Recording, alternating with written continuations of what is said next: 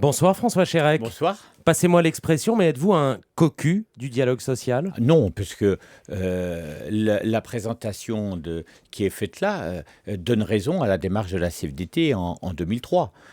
Parce non, mais que là, on va passer en 2010. non, mais si justement, vous le souhaitez, mais si vous on le est en permettez. 2010. On est en 2010. Qu'est-ce qui diffère par rapport à 2003 ? C'est que 2003, on faisait le choix de la durée de cotisation pour réduire les inégalités, en particulier les inégalités pour ceux qui ont commencé à travailler jeunes. Ce qui faisait que ces personnes-là, qui à l'époque cotisaient 44 ans, ont fini par cotiser 42 ans. Et le choix qui est fait là par le gouvernement, un choix totalement inverse, c'est-à-dire de faire le choix de l'âge, de décaler l'âge, et qui, une nouvelle fois, va contre la justice par rapport à ceux qui ont commencé à travailler jeunes et ceux qui ont eu des carrières pénibles, en particulier les femmes qui devront attendre 67 ans Ça, pour partir. c'est vos explications, Claude, François oui. Chérec. Non, mais c'est pas du tout alors- pour vous empêcher, mais vous les avez donnés. La situation aujourd'hui, à la veille d'une manifestation, jusqu'où irez-vous ? Attendez-vous beaucoup de monde demain ?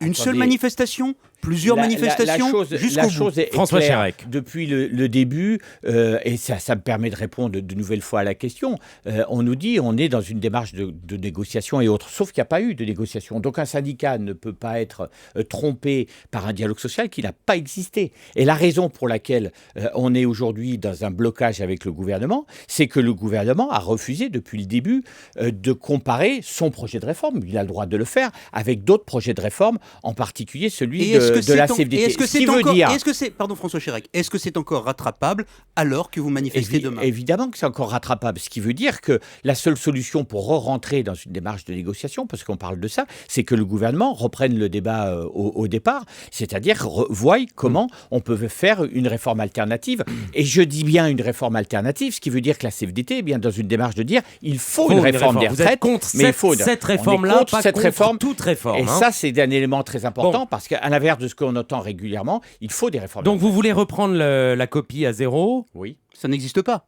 On n'a Pourquoi jamais vu ça. n'existe pas on n'a jamais vu ça. Parce on qu'on peut va voir devant, ça. pardonnez-moi, parce qu'on va devant le Parlement. Vous pouvez Attendez, être attendez. mécontent, vous pouvez défiler, Attendez, mais on va devant le Parlement. maintenant. François Chérec.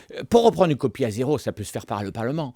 Ça peut se faire par le Parlement. Que le Parlement fasse la durée de cotisation, ce que j'ai proposé dans la fameuse interview du Monde qui fait en parler récemment, fasse la durée de cotisation plutôt que l'âge, ce qui permettrait à ceux qui ont déjà cotisé 41 ans avant 60 ans de pouvoir partir à cet âge-là. Deux, à l'autre bout, de supprimer cette fameuse borne à 67 ans qui sanctionne, je l'ai dit, les femmes et ceux qui ont des carrières pénibles. Et entre les deux, pour pouvoir être dans la justice, revoir le problème de la pénibilité et les polypensionnés. Ce qui nécessite ensuite d'aller vers de nouvelles ressources, c'est-à-dire voir de nouvelles ressources pour financer le manque à gagner. Mais ça n'a pas besoin de passer par la réécriture d'une autre réforme. Il suffit de passer par des amendements. Quel est votre espoir réaliste ? Je ne vous demande pas de langue de bois ni d'acte de foi, mais quel est votre espoir réaliste de voir ce souhait-là aboutir ? Il faut être réaliste, vous l'avez raison. La partie est difficile. Mais aujourd'hui, on est dans une partie de poker menteur. Vous voyez que depuis 2 mois maintenant, le gouvernement dit on va modifier cette réforme, on va amener des modifications. Donc maintenant, il faut que le gouvernement sorte du bois, si j'ose dire. Ce qui veut dire que le niveau sur lequel le gouvernement sortira dépendra totalement de la mobilisation de demain. C'est la raison pour laquelle, s'il y en a encore temps de faire un appel aujourd'hui, le niveau de la mobilisation demain sera essentiel dans les reculs que vont opérer le gouvernement. C'est qui le gouvernement ? François Chérec, c'est Raymond Soubi, Éric Woerth. C'est avec qui dialoguez-vous Raymond en ce moment ? Soubi, conseiller Écoutez, social. De Nicolas Sarkozy. Moi, j'ai le sentiment qu'on dialogue avec personne. Mais j'ai le sentiment que pendant le week-end, on a vu que la communication vient de l'Élysée. Donc c'est de là que les choses doivent partir. Mais vous n'êtes Claude. pas reçu à l'Élysée, ni aujourd'hui, ni demain, ni après-demain. Non, on n'est pas reçu à l'Élysée. Mais ceci dit, je le répète, ça fait maintenant 2 mois et demi qu'on fait croire aux Français qu'il y a un dialogue continu avec les organisations syndicales. Maintenant, il faut que le gouvernement sorte sa copie une fois pour toutes. Pourquoi ne pas assumer ce non-dialogue social et nous dire, écoutez, on va se battre dans la rue jusqu'au bout, comme pour le CPE. Attendez, pour Parce le que c'est CPE... pas votre culture du non, tout. mais attendez, 2 choses. Le CPE, lorsque le CPE est tombé, on n'avait plus rien derrière. Résultat, 4 ans après le CPE, on a toujours un problème d'emploi des jeunes.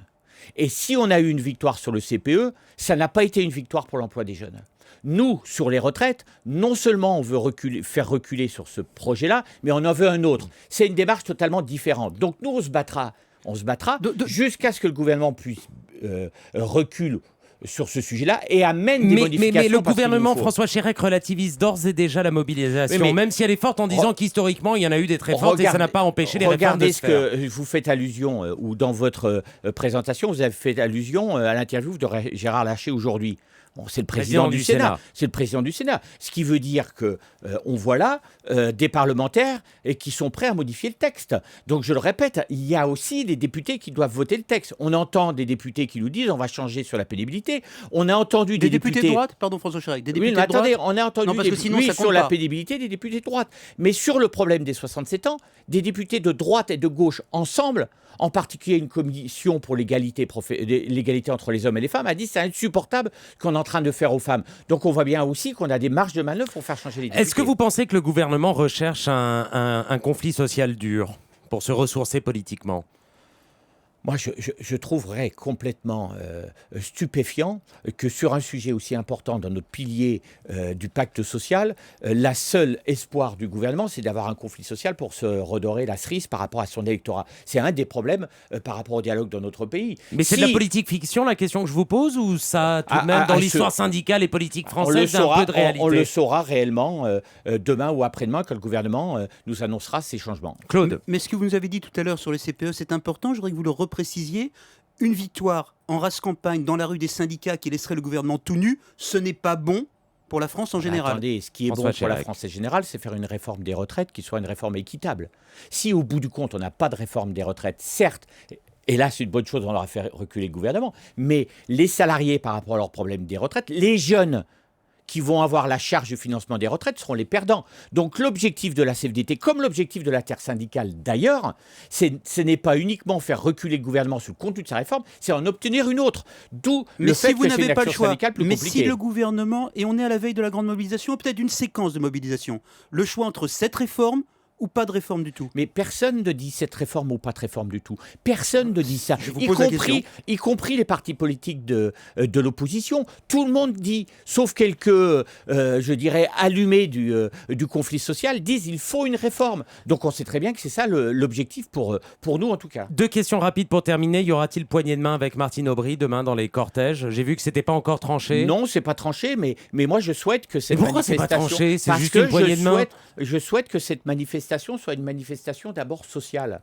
Et je crois qu'il n'est pas bon de faire de cette manifestation un marqueur politique de la part des organisations syndicales. On est dans une contestation d'une réforme, on n'est pas dans une manifestation Et la négociation politique, porte sur quoi alors si c'est pas encore tranché ? Mais attendez, la négociation porte sur comment dirais-je, un projet social de la part d'un gouvernement. On n'a pas à se positionner politiquement à droite ou à gauche dans cette démarche-là. Claude ? Donc la CFDT n'est pas dans l'opposition comme elle était dans les années 70.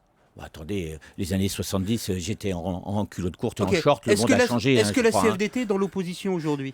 La CFDT est dans l'opposition d'un projet de loi pour en faire un autre. C'est pas une opposition politique, c'est une opposition sur un projet de loi. Un mot, Claude, un mot. Est-ce qu'il y a un seul sujet sur lequel vous êtes retrouvés en phase, en accord, en dialogue avec cette équipe au pouvoir depuis, on va dire, 2 ans ? Oh, écoutez, vous me posez une question un jour qu'on est dans une opposition, mais on voit bien que sur la réforme du marché du travail, le gouvernement nous a laissé négocier, obtenir des choix. Donc c'est une opposition sur ce sujet-là aujourd'hui. François Chérec, secrétaire national de la CFDT, était au micro d'Europe 1. Merci d'avoir été dans nos studios. 18h58, l'info avec Maxime Switek à suivre. La suite d'Europe 1 Soir, C'est dans un instant.